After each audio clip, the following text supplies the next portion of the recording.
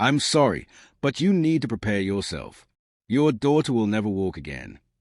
Dr. Richard Brennan delivered those words in a sterile white room at Cleveland Clinic, and 22-year-old Madison Carter's entire world collapsed. 3 hours earlier, Madison had been the fastest sprinter at Ohio State University. She held state records. She had Olympic scouts calling her coach every week. The 400-meter dash was her specialty, and she was untouchable. But that Tuesday morning in March 2018, everything changed. A drunk driver ran a red light on High Street in Columbus. Madison never saw it coming. The impact threw her body 30 feet across the intersection. When she woke up, she couldn't feel her legs. Imagine that. Imagine being at the peak of your athletic career.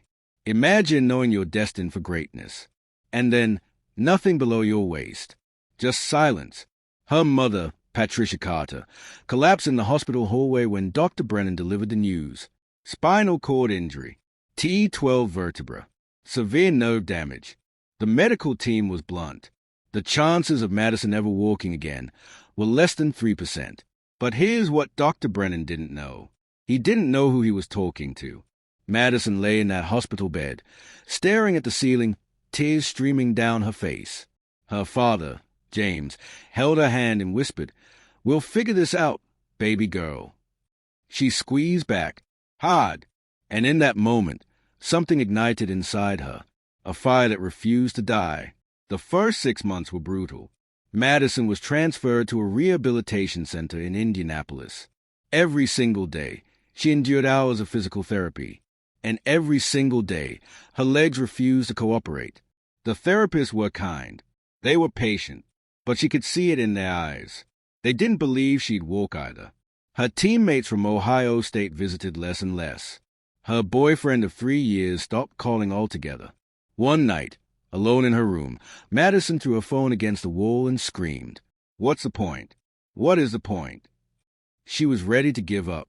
But then came the moment that changed everything. Her younger sister, Emily, only 16 at the time, walked into that room with a printed photo. It was a picture of Madison crossing the finish line at the Big Ten championships. Arms raised, face glowing with victory.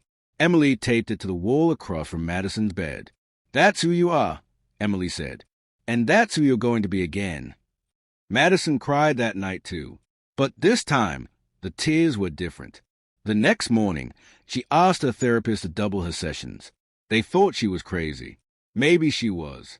For the next year, Madison pushed her body beyond what anyone thought possible. She spent 8 hours a day in therapy. 8 hours. When the facility closed at night, she did exercises in her room. Her mother would find her at 2 a.m., drenched in sweat, forcing her legs to move. "Just 1 more inch," she'd whisper. "1 more inch." And slowly, impossibly, something started to happen. 11 months after the accident, Madison's right toe twitched. The doctors were stunned. 14 months in, she took her first step with a walker. She fell immediately, but she got back up. She always got back up. By month 18, she was walking across her parents' living room in Akron without assistance. Her mother filmed it on her phone, sobbing the entire time. But here's the thing nobody talks about. Walking wasn't enough for Madison Carter. She wanted to run. Everyone told her it was impossible. Her physical therapist said she should be grateful just to walk. Her doctors called her goals unrealistic.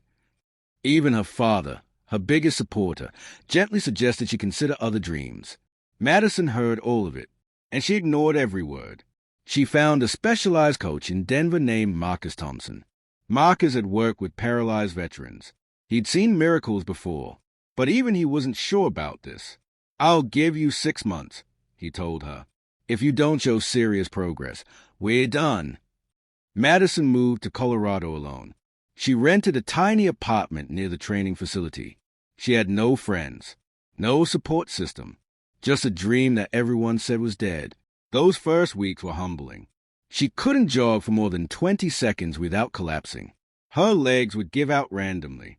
She'd hit the track hard, skinning her knees, her palms, her pride. Other athletes at the facility would watch, some with pity, some with admiration, most with confusion. Who is this woman, they wondered, and why is she torturing herself? Madison didn't care what they thought. Month after month, she pushed. She learned to run again, step by painful step. By year 3, she was clocking time that made Marcus's jaw drop. "I don't understand," he said, reviewing her splits. "This shouldn't be medically possible." Madison just smiled. "My body didn't get the memo." Year 4, she entered her first competition since the accident, a small regional meet in Phoenix. She finished last, but she finished, and that was everything. 6 months later, she entered another race. This time, she placed 5th, then 3rd, then 1st. By the Olympic trials in Eugene, Oregon, in the summer of 2023, Madison Carter was no longer an underdog. She was a threat. The day of the 400-meter final, she stood on that track with 8 other women, all of them faster on paper, all of them healthier, all of them without titanium rods in their spine. The gun Madison fired, explodes out of the Madison blocks. exploded. Go Madison, push! Dr. She's Richard pulling Brennan was far watching at ahead. home in Keep going! Cleveland. He'd followed Madison's story in the news. At first, he didn't believe it was the same girl. But when the camera zoomed in on her face at the starting line, he recognized those eyes. The same eyes that had stared at him in devastation 5 years ago. His coffee cup stopped halfway to his lips.